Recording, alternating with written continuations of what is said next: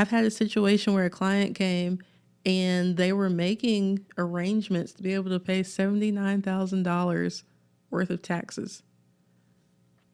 I said, I think we really need to look at your transcripts first. They hired me, so we went through the investigation phase. I was able to look at transcripts, take a look at how long the IRS had to collect on the different years, because this was about 8 years worth of tax debt. And guess what happened? The CSED, which is the collection statute expiration date, had actually already arrived for some of those years. Before we started negotiating anything, the tax debt had gone from $79,000 to $35,000. So this client would have majorly overpaid. And I like to think that the IRS is, one of the best government entities around, but do you think they right away would have told her, hey, you overpaid us by $40,000+? I don't think so.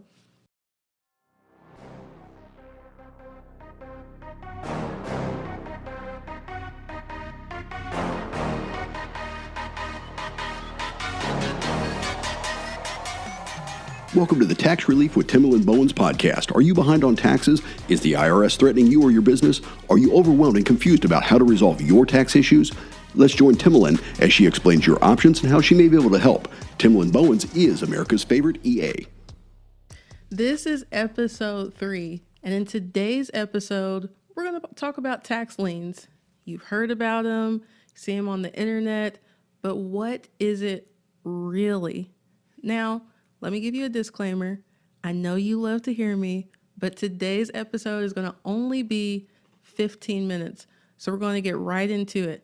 And I even have my notes with me here today to make sure I stay on track. So we're going to talk about what a tax lien is, and we're going to also talk about how you can avoid it. So if you stick around to the end, I'll tell you how you don't even really have to worry about this issue, even if you do owe the IRS. So to start off, a tax lien is when the IRS comes in and lets all creditors know that they are number one to any assets you have. Now, don't worry, they don't do this automatically if you owe them, so don't freak out, pass out, stick with me, okay? When you owe the IRS, they'll send you a notice, and it will be a demand of payment, letting you know how much you owe and when you need to pay that.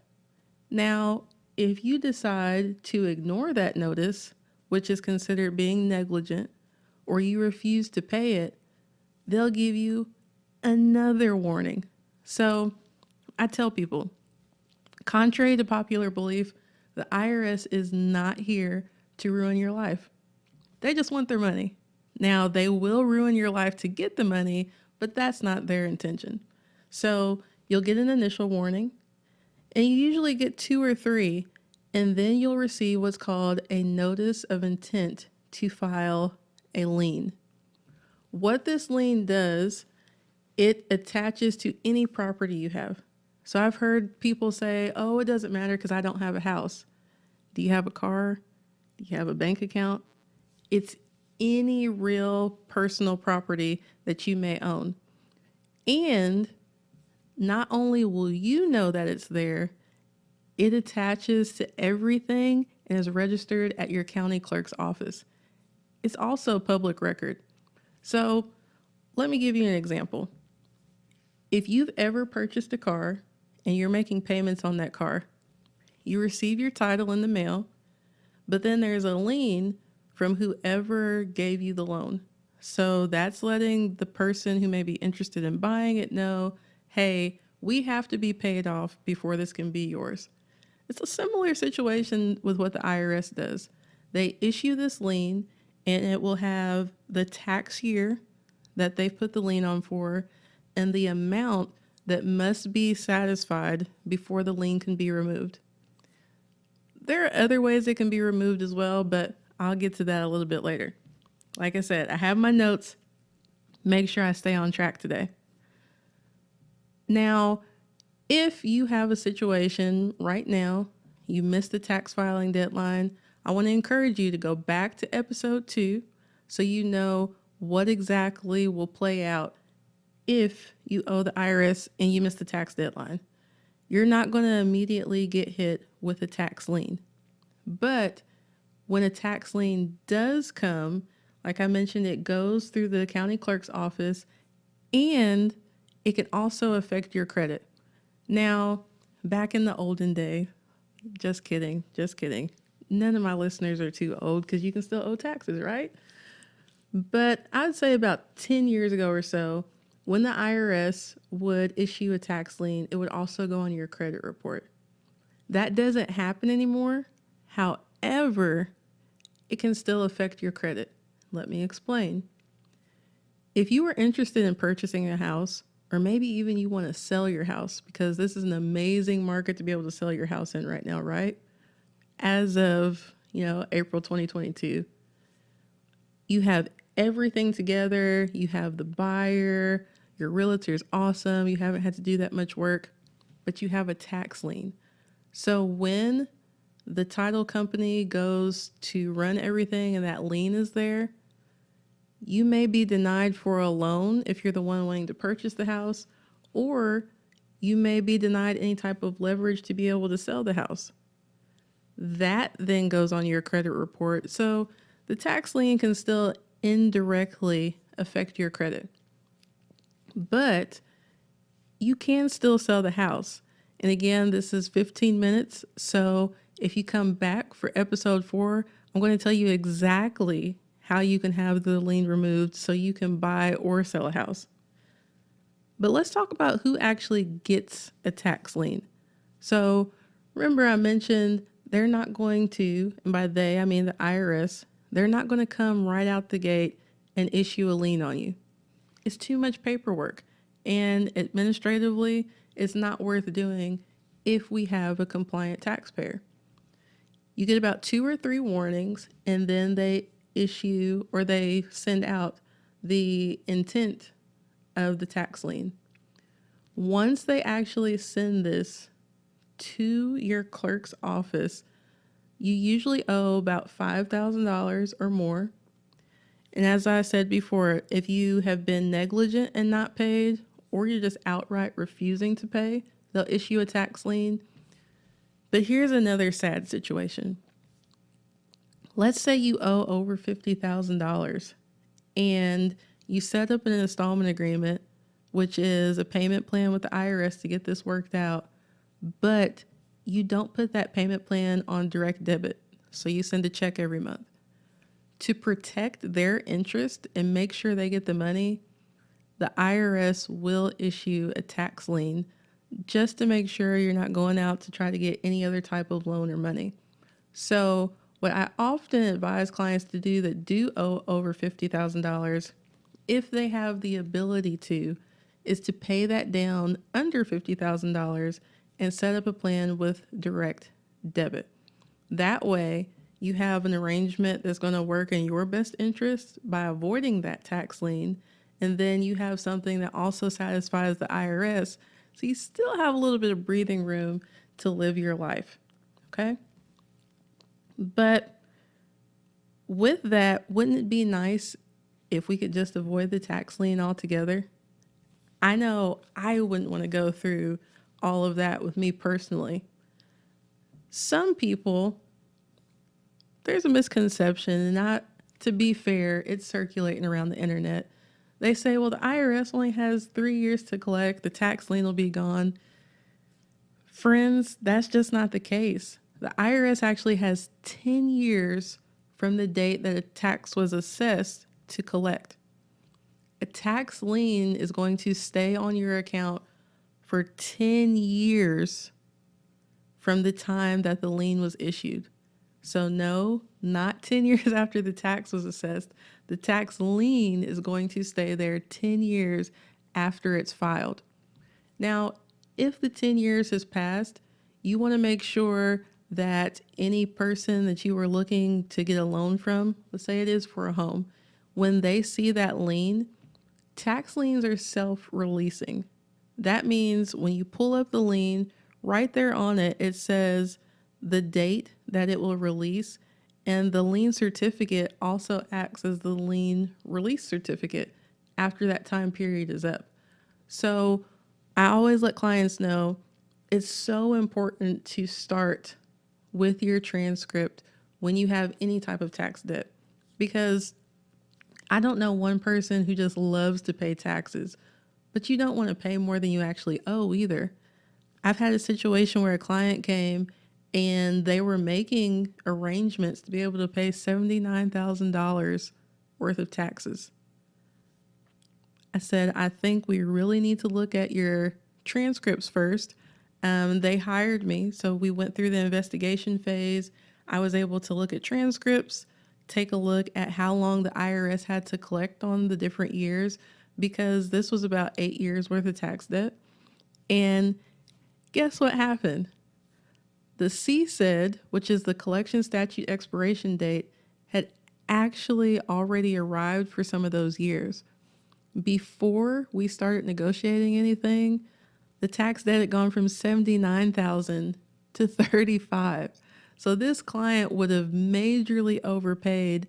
And I like to think that the IRS is, one of the best government entities around, but do you think they right away would have told her, hey, you overpaid us by $40,000+? I don't think so. So you want to make sure if you do have a tax lien or any tax debt, you always start with that investigation for yourself. Look at the transcripts. Make sure that you actually still owe that amount. Second thing, same client. They were looking to sell their home. Now, because part of the debt had fallen off and some of the tax liens were older, the title company wasn't wanting to move forward. But like I mentioned to you before, tax liens are self-releasing. So right within the lien, I was able to point out to them where it actually had released and those liens weren't even in effect anymore. So the more you know, make sure you start out with those transcripts and check out the actual lien when the IRS issues it to you, because having a tax debt and the amount of the lien aren't necessarily going to be the same. So you may have a tax debt of $50,000, but maybe a lien was only issued for $15,000.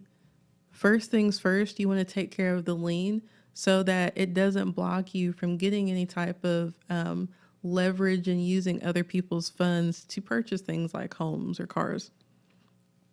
But let's talk about avoiding it altogether, okay? If you have a tax debt right now and you have not set up any arrangement, I'm going to encourage you to do that as soon as possible. You see, the past 2 years, IRS enforcement has been down because we've been in a pandemic, right? Well, did you know at the beginning of 2020, the IRS had started hiring more people to increase enforcement? The IRS is the most aggressive collection agency, period, other than the mob. We'll call them a legal mob, okay? They've been waiting hungry for 2 years to collect from taxpayers. All of those empty promises of liens and intent to levy that didn't take place yet, they're going to start happening now. So if you have a tax debt, this is what you need to do to avoid a lien being issued. You need to check out your transcripts so you make sure you understand what you actually owe the IRS. How much time do they have to collect? Then you need to go through your finances and you need to see what can you really afford to pay. Now, what you say you can afford to pay, what the IRS says you can afford to pay, they may be two completely different numbers. But the IRS has actually helped you out a little bit. Excuse me. They've actually helped you out a little bit. There's actually a national allowance standard. And when you check this out, you'll see how much the IRS gives you as an allotment for your family size, how much income you make, and where you live in the country. You're going to want to check that out too. And then you want to set up something with the IRS based on what you can actually afford. Now, I hope you're taking notes and you got that down. If not, you can go to my website at www.americasfavoriteea.com, and I have the back tax negotiation checklist, and it has a list of items that you should look at before you try to negotiate your debt with the IRS. If it's under $10,000, you may qualify for a guaranteed payment plan, but don't pray and wait. Go check out these resources as soon as possible. Now, if you are over the $50,000, I would check out your resources to see if you can get that under the $50,000, and make sure that with your payment plan, you most definitely want to do direct debit. You see, a tax lien is the IRS calling dibs, all right, on all of your assets. Assets include a bank account.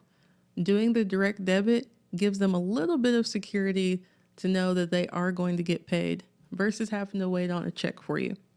So you want to make sure you go through this list, make sure you do it in that order so you're not paying more than you actually have to avoid your tax lien. Now, I'm excited tax season is over, but I want to start living again, so I'm going to cut it off right here. But if you want to know specifically how to remove a tax lien to sell a home or to purchase a bigger item, you need to come back and check out episode 4 when we talk about how to remove a tax lien. I'd like to thank you for taking the time to listen today. I'd like to thank Jim Ray Consulting Services for helping me get this message out to you. I hope you found the information helpful.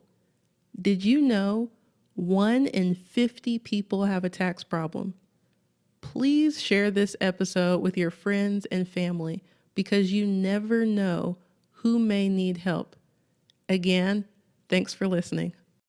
Hey, just as a reminder, this podcast is for informational and educational purposes only. It provides a framework and possible solutions for solving your tax problems, but it is not legally binding.